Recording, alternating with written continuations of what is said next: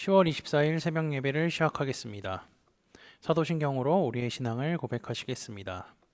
나는 전능하신 아버지 하나님 천지의 창조주를 믿습니다. 나는 그의 유일하신 아들 우리 주 예수 그리스도를 믿습니다. 그는 성령으로 잉태되어 동정녀 마리아에게서 나시고 본디오 빌라도에게 고난을 받아 십자가에 못 박혀 죽으시고 장사된 지 사흘 만에 죽은 자 가운데서 다시 살아나셨으며 하늘에 오르시어 전능하신 아버지 하나님 우편에 앉아 계시다가 거기로부터 살아있는 자와 죽은 자를 심판하러 오십니다. 나는 성령을 믿으며 거룩한 공교회와 성도의 교제와 죄를 용서받는 것과 몸의 부활과 영생을 믿습니다. 아멘. 다 함께 찬송가 445장 찬양하시겠습니다.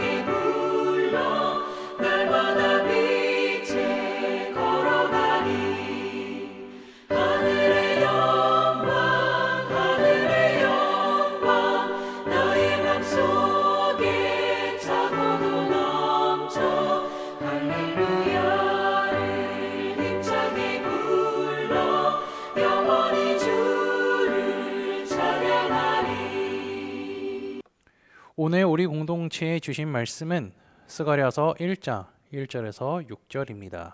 성경을 제가 읽고 말씀을 나누도록 하겠습니다.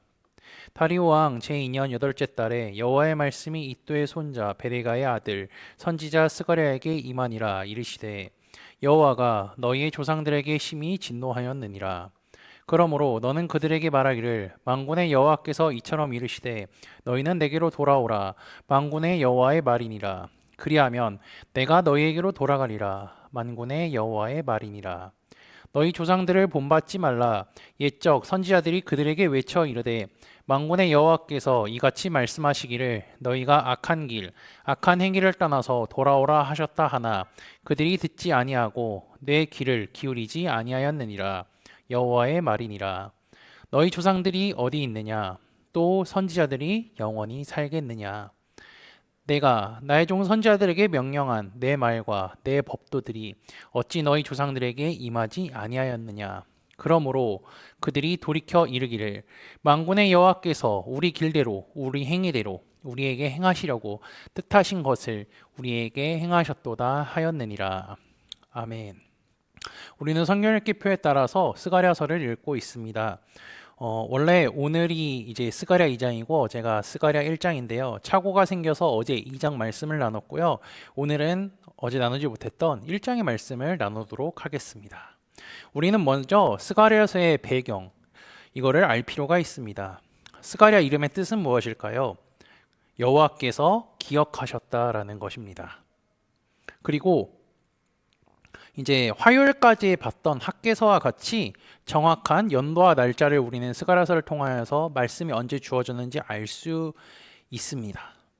그리고 시대적 배경은요, 학계서와 동일합니다.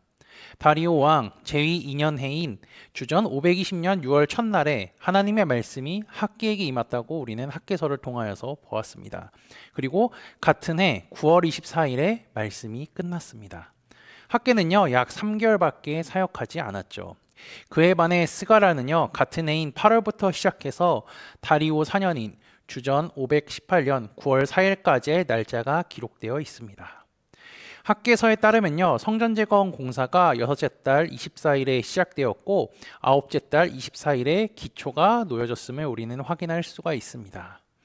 그러면 스가랴에게 하나님의 말씀이 임한 다리오 왕 제2년 8째 달은요, 성전 공사를 시작한다고 이제 한 이후에 그 기초가 놓이기 전 어느 시점에 해당한다고 할 수 있죠. 왜냐하면 6월부터 9월 사이에 시간이 있었기 때문이죠.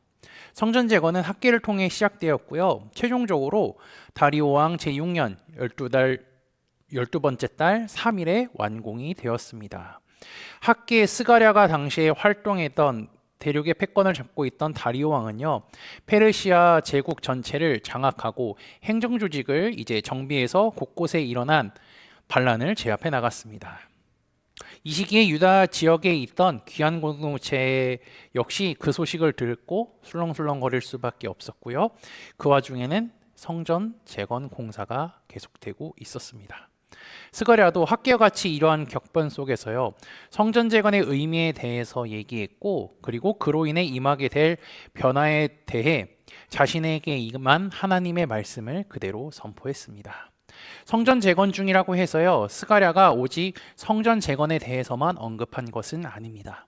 도리어 스가랴는 성전 재건을 단순히 건물만 세운다는 관점이 아니라 온 땅에 임하는 여호와 하나님의 행하심이라는 맥락에서 말씀을 선포했음을 우리는 확인할 수가 있을 것입니다.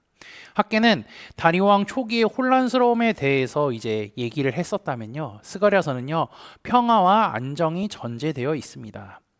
새로운 시대가 임박한 것처럼 보인 학계서의 반면에 스가랴서는 평화 시대에 예수님이 아닌 스가랴서는 평화의 시대에 하나님께서 이루실 새로운 날들을 어떻게 맞이할 것인지 기록하고 있죠.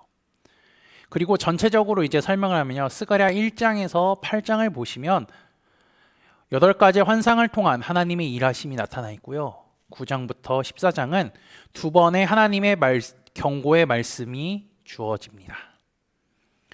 9장부터 14장의 내용은요, 우리가 화요일마다 공부하는 요한계시록의 말씀과 아주 연관이 되어 있죠.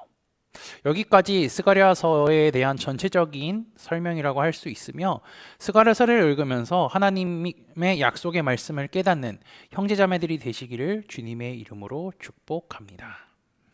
그러면 오늘 제가 읽었던 1장 1절부터 6절의 말씀을 한번 볼까요? 여기의 주제는 간단합니다. 여호와께로 돌아오라라는 것이죠. 1절은 스가랴에게 하나님의 말씀이 언제 임했고요, 스가랴가 누구인지에 대한 간략한 설명이 나옵니다. 스가랴는 학계보다 2개월 정도 늦게 사역을 시작했고, 학계를 통하여 선포된 하나님의 말씀에 대해서 잘 알고 있었을 것입니다. 학계를 통해 선포된 말씀을 가지고 하나님의 성전 재건을 이제 이스라엘 백성들이 재건하기로 결심을 했고, 그 기초가 놓이기 전이라고 제가 아까 처음에도 얘기했죠. 마음 먹으면요, 원래는 이 성전 재건을 바로 시작해야 합니다. 그런데 바로 시작하고 기초를 놓기까지의 3개월의 시간이 걸렸죠. 그러한 상황 속에서 스가랴에게 하나님의 말씀이 임한 것입니다. 1장 2절 한번 볼까요? 여호와가 너희의 조상들에게 심히 진노하였느니라, 이렇게 시작하죠.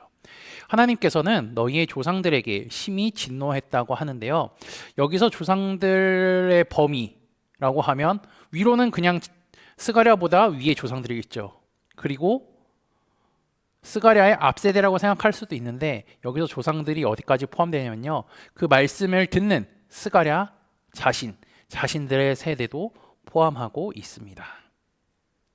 여기서 조상들은 어떠한 조상들이냐면요, 하나님을 떠나서 우상을 숭배하고 하나님의 말씀에 불순종했던 이들이었으며, 결국 하나님의 진노와 심판으로 인하여서 나라가 멸망했고 바벨론 포로 생활까지 했었죠. 스가랴의 말씀을 듣는 사람들은요, 바벨론 포로로부터 돌아온 지 약 17년, 18년 정도가 되었을 것입니다. 그리고 그로 인해서 포로 생활이 옛날 일처럼 느껴질 수도 있었지만 포로 생활은 무엇보다 하나님께 범죄함으로 일어났음을 잊지 않아야 하죠.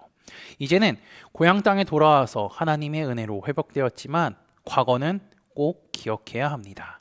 과거를 잊으면요, 평안한 생활 속에서 다시 죄를 지을 수 있기 때문이죠.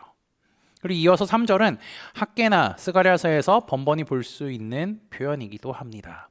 말하라는 표현이 3번 사용되었습니다. 그리고 앞과 뒤를 보면 만군의 여호와께서 말씀하셨다라고 하죠. 그리고 나에게로 돌아오라는 말이 중간 부분에 있고요. 그리고 그 뒤에는 내가 너희에게로 돌아가겠다라고 이야기를 하죠. 그리고 그 사이에 뭐가 있냐면요, 하나님의 말씀이라는 표현이 놓여 있습니다.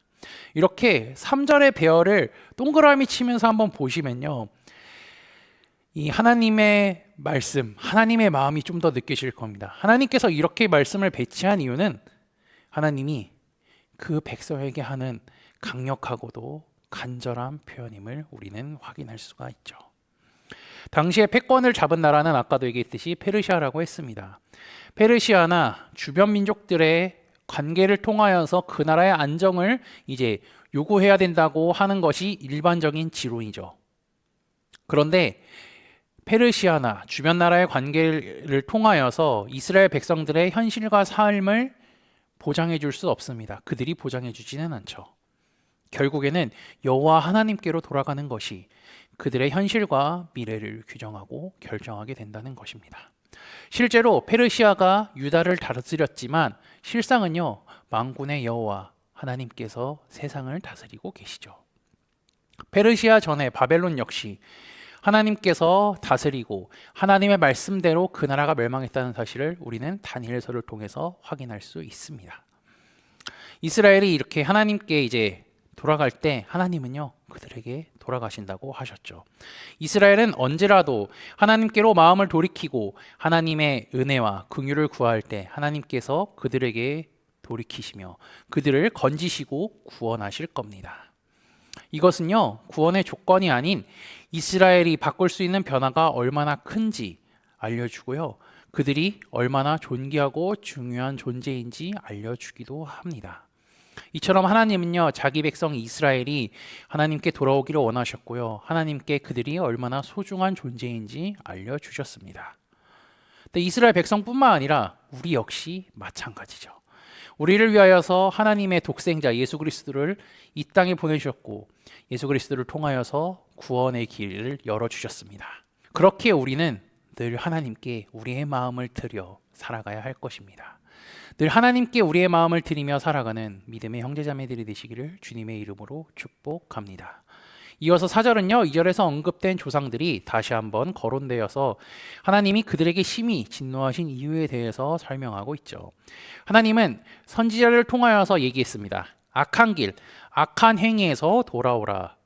그렇게 한 번 얘기한 것도 아니고요, 2번 얘기한 것도 아니고요, 수없이 셀 수 없을 정도로 많이 얘기하셨습니다. 그런데도 불구하고 그 말씀에 귀를 기울이지 않았죠. 하나님께 돌아가는 방법은 아주 간단합니다.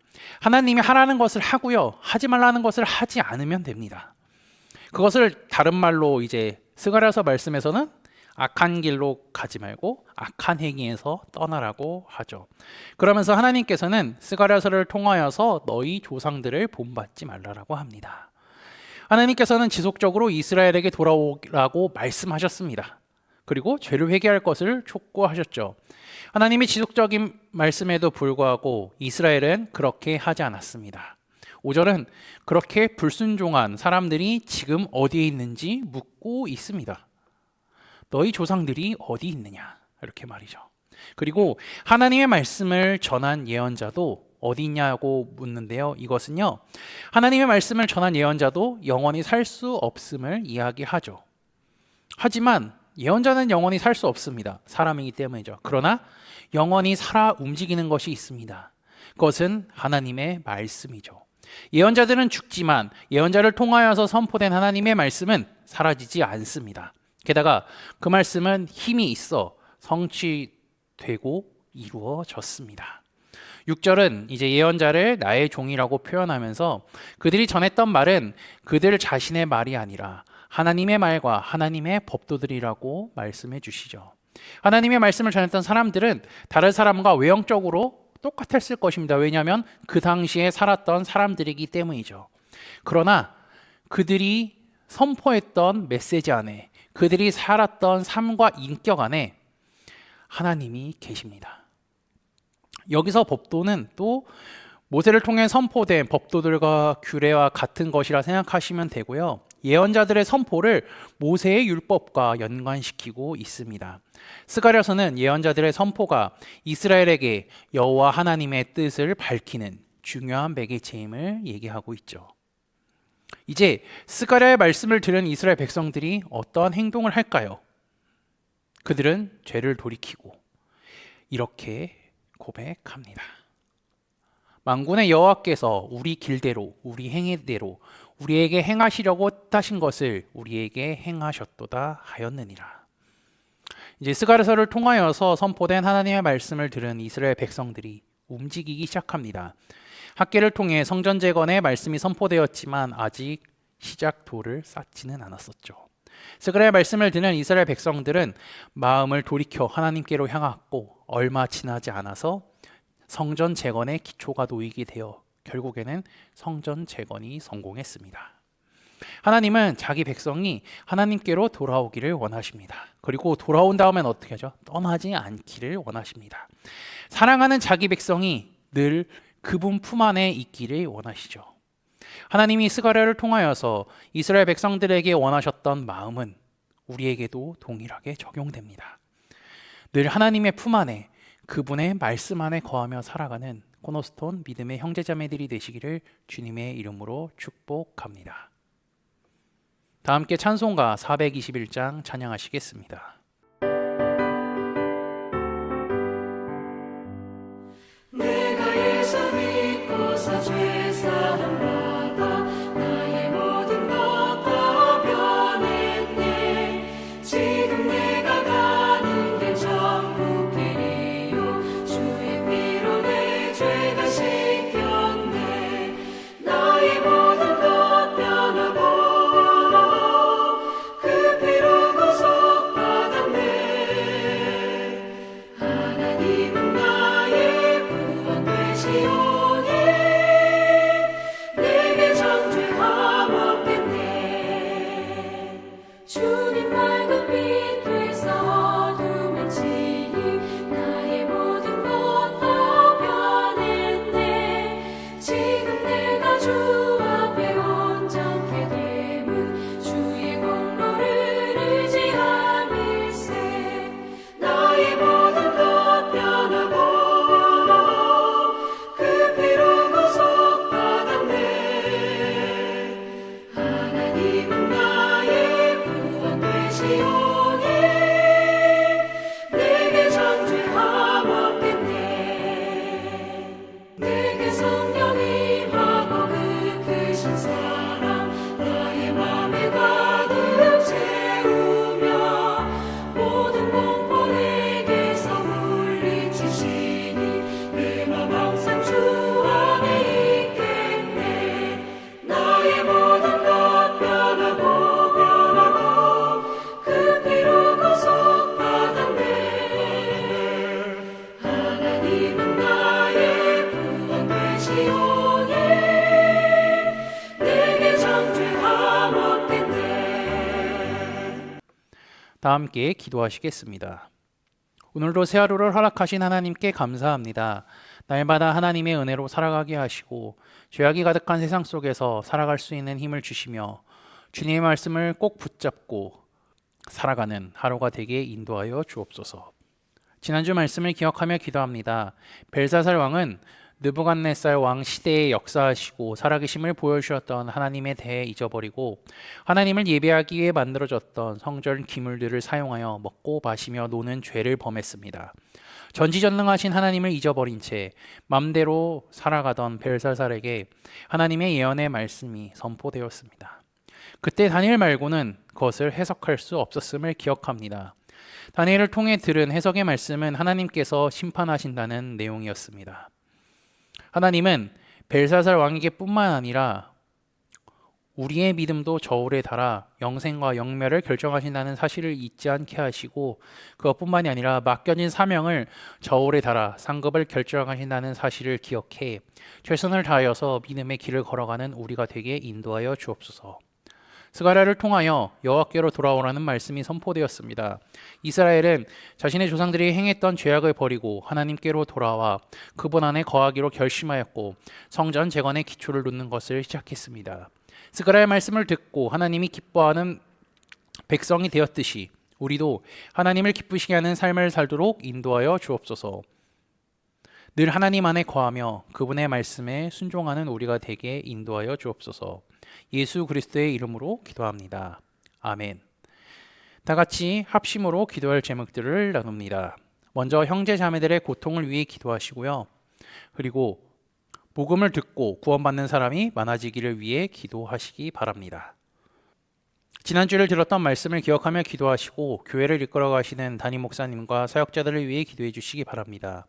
오늘 진행되는 목회자 세미나를 위하여서, 내일부터 진행되는 전교인 수련회를 위하여서, 대입 수험생을 위해, 소그룹원들을 위해, 환호의 회복을 위해 각자 가지고 계신 기도의 제목들을 놓고 기도하시기를 바라며 오늘도 주 안에서 승리하십시오.